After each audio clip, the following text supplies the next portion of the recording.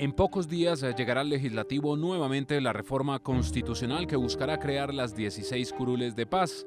En 2 ocasiones se intentó discutir esta iniciativa, pero por diversas razones se hundió y el tema sigue siendo uno de los pendientes de la implementación del acuerdo de paz. La idea es que haya un acuerdo político entre los partidos para que se logren consensos que permitan sacar adelante este tema. Tenemos que buscar una concertación en ese sentido y darle la posibilidad a las víctimas del conflicto armado de llegar al Congreso, pero a la vez que impidamos el paso 100% de llegada de victimarios, de grupos armados, etc. No es fácil en unas regiones tan complejas como esa, pero si encontramos fórmulas de solución o votaciones nacionales, podríamos encontrar esas curules.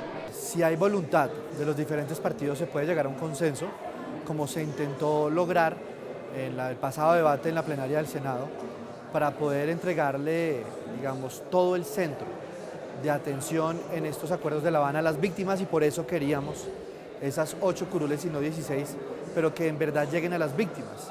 Lo que queremos también es representación, porque lo que no vemos es que en esas 16 sean para unos territorios donde votarían solo 1,5 millones de colombianos.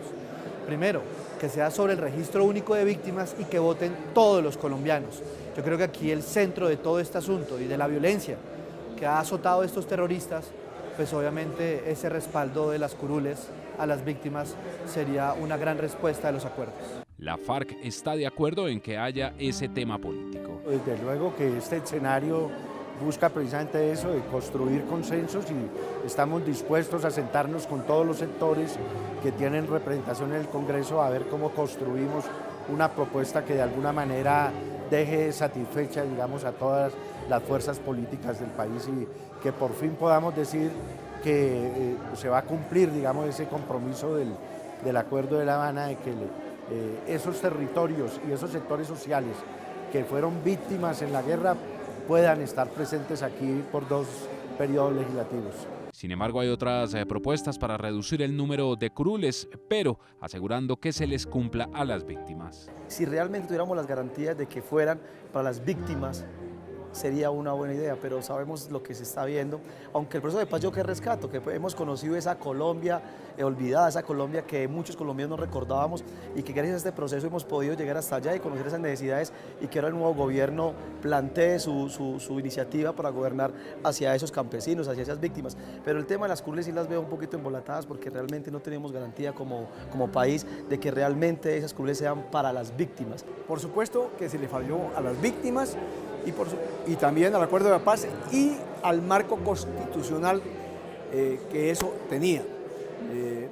Pues desgraciadamente esas regiones, las víctimas, se quedaron sin representación en la Cámara, y por supuesto habrá que buscar la manera que ellos finalmente lleguen al Congreso de la República, pues con presentación ya de otro tipo de ley ya ordinaria, y que permite ese acceso. Las curules serían para la Cámara de Representantes y estarían en 167 municipios de 18 departamentos del país. Nosotros vamos a insistir por varias razones. La primera, porque los derechos de las víctimas tienen que ser el corazón de un proyecto de reconciliación nacional y de paz para el país.